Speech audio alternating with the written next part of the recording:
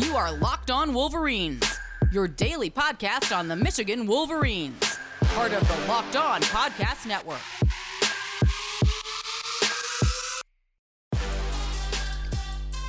Good Monday to you, Locked On Wolverines listeners. Locked On Wolverines podcast, part of the Locked On Podcast Network, where it is your team every day. I am your man on the ground, Isaiah Hole, publisher of Wolverines Wire through USA Today Sports Media Group. And we have a game to discuss. No, it wasn't pretty, but it is a win. Michigan found a way to win, and that's the most important thing. I want to reiterate, that is the most important thing. I understand the PTSD that a lot of you have, because I've lived it. Remember, I went to Michigan.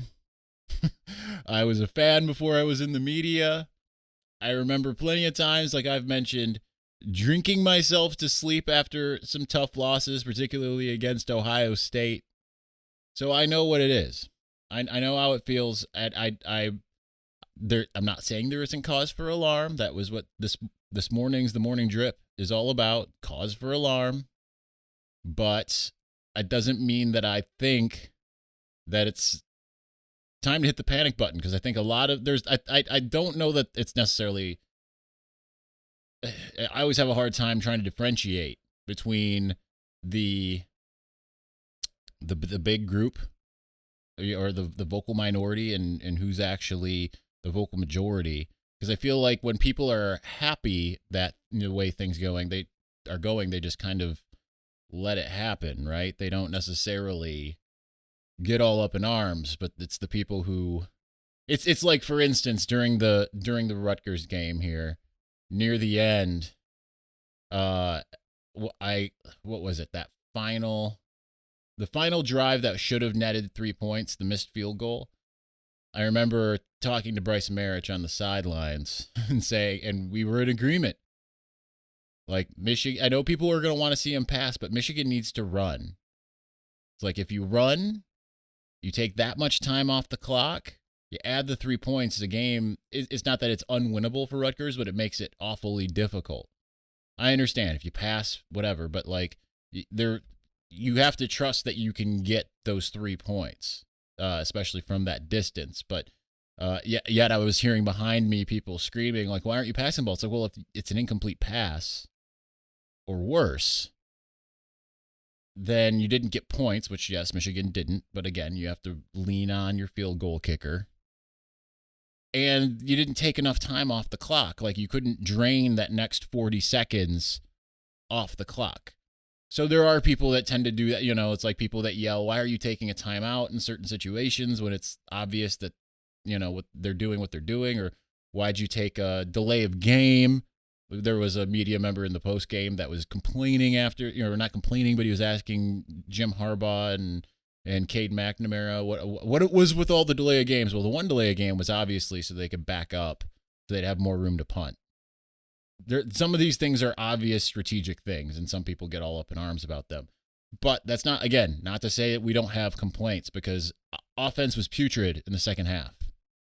I've said this a bunch of times. I've said it on the radio, not radio, but here on the podcast, all last week. I'm trying to prepare you for a close game. Granted, it looked like it wasn't going to be close after the first half. It looked like Michigan was going to get out to an insane lead like they had every other game, and then things kind of fell off. The wheels fell off.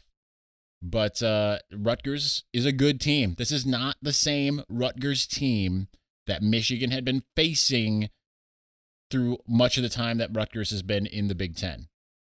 And you should have known that last year. I know people chalked it up to Michigan being terrible last year, but Rutgers has improved. They're not beating themselves. And on top of that, they were really creative with a lot of their play concepts and designs. They were throwing the book at Michigan from an offensive standpoint the entire game. And then they eventually loaded up the box and said, beat us with the pass. And Michigan was like, nah.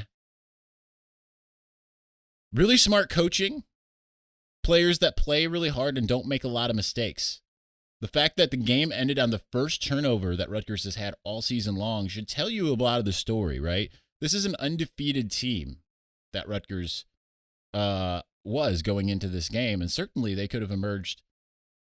They could have emerged undefeated. It was really close there at the end. I would put money on. I'm not going to say that they're going to win because I don't think that's the case, but I would bet they're going to give Ohio State a game this upcoming week, unless Ohio State really truly fixed everything against Akron. The Akron team that's only win is against a bad FCS team. So I don't know. We'll see. There's a lot that we have to learn yet about what any of these teams are, right? Ohio State could run the table and look like world beaters by the end of the season, even though they've looked bad. You know, we've seen Michigan teams do really well in September and then fall apart for the rest of the season. I recall Rich Rodriguez year 2, 2009, won the first 4 games, won 1 game the rest of the year. 2010, won the first 4 games, won 3 more games the rest of the year. So I remember that pretty vividly, you know. But the schedule is the schedule. You took care of business. You played, as Scott Bell put in his newsletter, which I, again, highly recommend you sign up for. Michigan had 14 excellent quarters and then 2 bad ones. I'm not dismissing the bad ones because the bad ones certainly give you cause for alarm, but every team has some bad quarters. Ohio State, out of their 16 quarters, has probably had 8 or more bad quarters, right? Alabama has had more than 2 bad quarters. You can't expect perfection in every game, but it does create some cause for alarm in the sense of they were unable to run the ball eventually against Rutgers, and they're going up against by far the best run defense in the country that allowed only 2 rushing yards against Notre Dame. That's allowed an average of 22 rushing yards per game. So something's got to give, and chances are that something means that Michigan's going to have to pass the ball. And we're going to have to see if they can do it. Like, we know they can pass the ball because they've done it in spurts. They haven't had more than 17 passes yet in a game. Some games have gone better than others. It started great against Rutgers in the first half and then fell off a cliff in the second. And I don't know if that late hit against Cade McNamara really, we'll probably find out today during the because we're going to talk to Cade at the press conference, but how much that maybe impeded him and his ability. But you have to be able to, passing is part of the game. And I'm all for running the football as much as Michigan did against Washington because it was working. This game, it wasn't working. And I wanted to see at least something different than a dive play. And it's weird to me that they just stuck with it. I understand sometimes you just like, this is what we do, but there has to be a point where you say, this isn't working. And I put that on the coaching staff, to be honest. So that's an issue. Let's talk defense here in a moment because that's obviously a big part of the game, how things happened, how things changed. But before we do, I got to tell you a little something about Prize Picks. It's a really interesting service, to say the least. It's they offer every sport that you can think of, like the NFL, college football, NBA, college basketball, Major League Baseball, soccer, MMA, and more. Prize Picks offers more college football props than anyone in the world and offers the star players of the Power 5 as well as the mid-major players you might not have even heard of. Prize Picks offers any prop you can think of, from yardage to touchdowns, even interceptions thrown. So if you make a deposit and use the promo code LOCKEDON, you'll receive a 100% instant deposit match up to $100. Pick 2 to 5 players and an over-under on their projections, and you can win up to 10 times in any entry, and it's just you versus the projected numbers. Prize Picks allows mixed sports entries that you can. So that means you can take the over on LeBron combined with the under on Mahomes in the same entry. Use the award-winning app. You can get it on the Apple App Store or on Google Play. Entries can be made in 60 seconds or less. It is that easy. Prize Picks is safe and offers fast withdrawals. Don't hesitate. Check out prizepicks.com or go to the App Store. Download the app today. Prize Picks is daily fantasy made easy.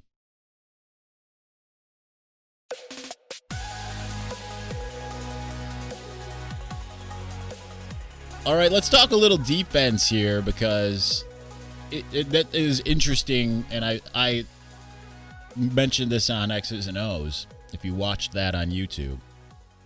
But that's I told Jake Butt and I were texting in the penultimate defensive drive and talking about what was going wrong, and both of us kind of up in arms about what was happening on the field. And I texted, I have no faith at this moment that Michigan can stop Rutgers. Like I was resigned to the fact that it was going to go to overtime at best. And then Michigan didn't allow Rutgers to do another thing for the rest of the game on defense. Really, bend, don't break. They broke just a little tiny bit. Obviously, they allowed one touchdown all game and 2 field goals. Obviously, there was the missed field goal. But nonetheless, defense made a stand. And really the difference was the fact that Rutgers was able to do what it did when Josh Ross wasn't on the field, which is a little scary that one player makes that much of a difference, but you've got a lot of young linebackers, and it kind of felt like Nakai Hill-Green, Kalel Mullings, and Junior Colson grew up in the matter of the game, kind of like I said about C.J. Stroud in week 2. C.J. Stroud looked like a true freshman for 2/3 of the game against Oregon, and then by the end of the game, he looked like an actual, like, bona fide quarterback. I mean, he still made mistakes and all, but it was, you could see him growing up and as the game was going on, and it's the same kind of thing when you look at the linebackers for Michigan. These young linebackers, it was like they figured things out. And I think that that's going to happen. And, you know, when you have guys like Kalel Mullings, who's really only played on special teams, aside from just, you know, some spot duty in garbage time.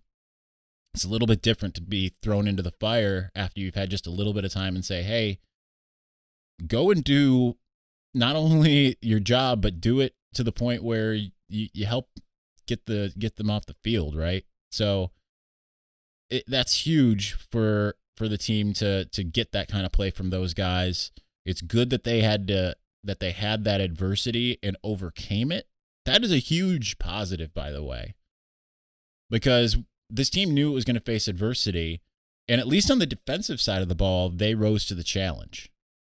Jim Harbaugh said after the game that they tightened up the coverage eventually because they were kind of giving anything that Rutgers wanted underneath, and they eventually tightened up that coverage. So they made adjustments and things started working a bit better, but kind of similar to the offensive side of the ball. You need to make them faster than they did, and that's kind of an issue when you think about, like, all right, you can't make those types of late adjustments against Wisconsin. You can't make those late adjustments against Michigan State or Penn State or Ohio State or Maryland, even with the, you know, top offense in the country, or not in the country, in the Big Ten rather, because if you do that, you're going to find yourself behind a couple scores, right? You have to be able to make those adjustments a lot faster than Michigan was doing. So, still credit to them for rising to the occasion, that they are actually figuring things out on the fly and actually made it work. Again, I want to reiterate, this is not a bad Rutgers team. This is not the 78-0 team. This is not a team that goes out there and looks completely inept. You know, this is a team that's played very good football, honestly, through 4 weeks. They've got some talent. They certainly capitalize on that talent. Greg Schiano's got a really good track record, obviously, from his first stint at Rutgers. Not as much with the Tampa Bay Buccaneers, but I mean, he went to Ohio State and was one of their top coaches there for some time. This is a good coach, and you can see that.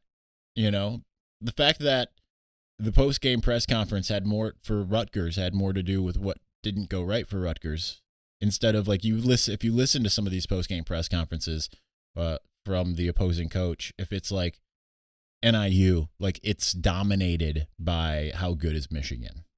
What did Michigan do? Why, you knew that they didn't have a chance.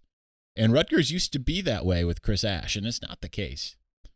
So huge credit to the defense and Mike McDonald for being able to do a lot of what they were able to do. Obviously, things get a lot tougher this upcoming week because you go to Madison. You haven't won in Madison since 2001. I still don't know that I can pick Michigan to win this game just because even though it's strength on strength, we saw Michigan's strength get bottled up this last week.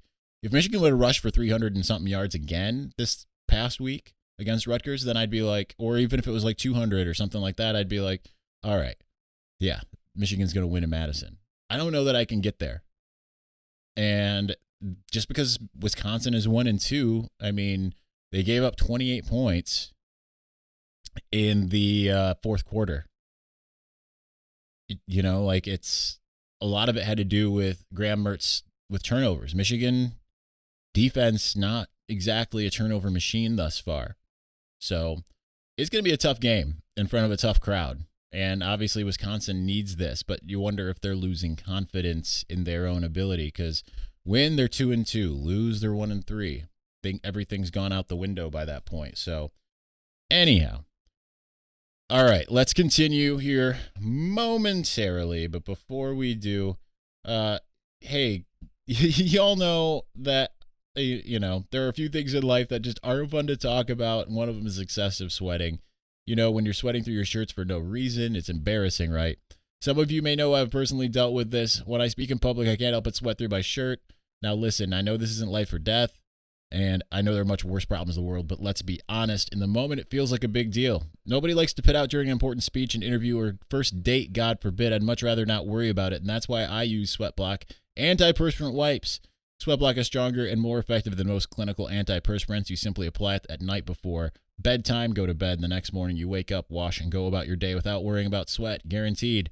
I know this will sound too good to be true, but I literally have to use SweatBlock once or twice a week, and it keeps me dry the whole time. No more pitting out, no more picking my shirts based on which one will hide sweat better. If you or someone you love is dealing with this, you have to check out SweatBlock. Get it today for 20% off at sweatblock.com with promo code LOCKEDON, or you can go to Amazon or CVS.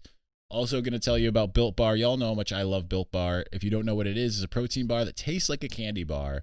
I have bought dozens of boxes of my own volition using my own money after they sent me the initial samples. And it's twice as good now as it was a year and a half ago when they first started sponsoring the show. I eat 2 at a time most of the time because I am a glutton and I can't help it. But at the same time, it is less calories, higher protein than getting that meal replacement bar that you might get at a party store or something like that. So I still feel good about it, right? It's got all the wholeness you need in a low carb, high protein, low sugar type situation, low calorie as well, of course. Anyway, go to built.com, put in promo code LOCKED15, built.com, promo code LOCKED15 to get 15% off of your next order of Built Bar.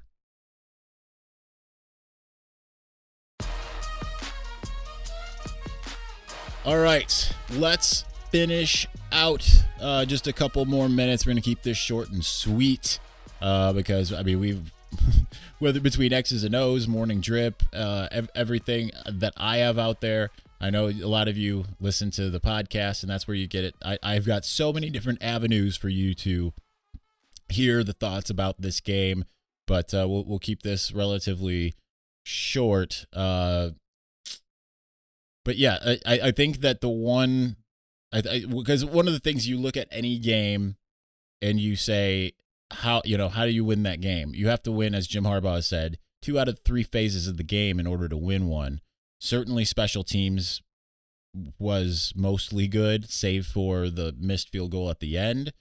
If that was in that changes everything. But Rutgers didn't punt a heck of a lot, but you still saw A.J. Henning doing really well when asked to return punts. You got to feel really good about what he brings to the table. Defensively, it's funny because it's like they won in all three phases, but it was slight, right? Like defense let them get more yards than Michigan's offense, but the offense did enough essentially in the first half because all 20 points were scored in the first half. And I think that made the difference. But again, that stubbornness, you want to see them get away from that stubbornness, because when you see that they start off that drive with 10 plays and 8 of them are running plays, and it just, they're just running down Rutgers' throat, and they're just like, we are going to beat you the same way we beat everyone. Eventually Rutgers said, no, you're not. But they still at least started out that way. The offense still did enough. Doesn't feel like it because of the way things ended, but the offense did enough. The defense did enough, held them to 13 points. Again, the team that scored the most points so far is Western Michigan with 14. So Western Michigan had 14, Washington had 10, as did Northern Illinois, and now you've let up 13. One of the top scoring defenses in the country right now. Not total defense, but what matters most are points on the board, and it's very NFL-esque in that sense of the bend don't break. You give up some things and you say, like, we're just going to keep you out the end zone. We're going to keep you out. And one of the things that Michigan was not good about is when teams got in the red zone, they scored. This time, not always the case. And Jim Harbaugh said, this was something we worked on all week. So that it should be welcome news for the sake of they are improving. And now at least they have more glaring, maybe somewhat those weaknesses are on tape for Wisconsin to exploit, but they know, all right, we can't do this. And you hope that there's some self-scouting. So I think that when I talk about the ills of the play calling in this game, that hasn't plagued Michigan this year yet. But that does make you think back to last year to some degree. Again, this is not the same team as last year, right? This team is 4-0. They've already won double the amount of games that they won last year and have yet to lose a game. So until Michigan lays an egg, it's kind of a weird dichotomy, I think, when you think about how the perception of Michigan State and Michigan right now. Michigan State, by all accounts, should have lost to Nebraska. If you watched that game, Nebraska turned the ball over at the most inopportune time, up a touchdown with the ball in their hands, ability to put the game away. They turn the ball over, which leads to points. They go to overtime. They turn the ball over. That's it. That's the game. The things that you can't do, turnovers. Michigan State was very fortunate, but yet their fans are like, we just find a way to win. The media is like, Michigan State just finds a way to win. Michigan, it's like, what a disappointment, right? I've had Rutgers ranked higher than Nebraska all season long. Now, Nebraska's showing some life. They've only lost out of their 3 games. They've only lost by a score in all 3. They certainly put up a fight against what looks to be a not as dominant Oklahoma team.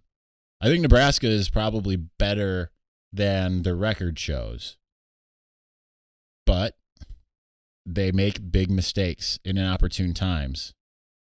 And, it's funny. Michigan State, they're kind of doing the same thing, right? Running the ball with impunity, seemingly.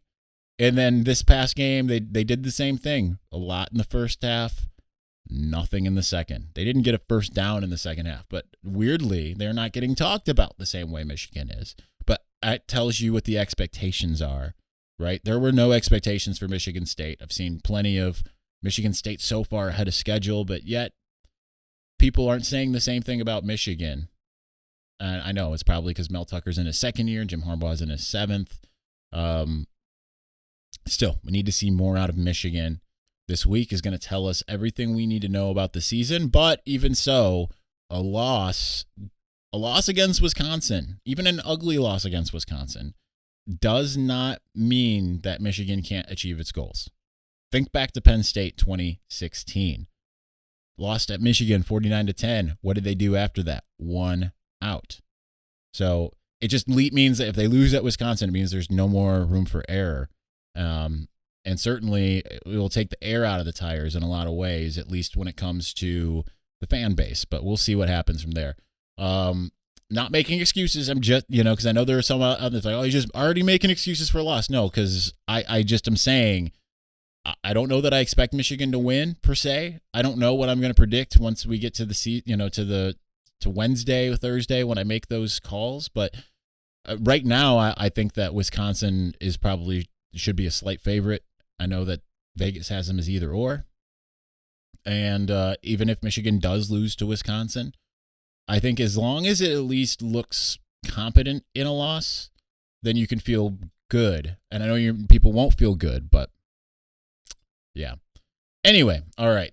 That's going to do it for today's podcast. We will be back tomorrow. We have a special guest that's not pro football focused. We will have them on Wednesday. But we are set up to have a special guest for tomorrow. So look forward to that. It's a name that you're familiar with that used to be a part of the show at one point in time. So look forward to that. Anyway, we'll be back on Tuesday. Talk to you then. Thanks for listening and or watching. Peace.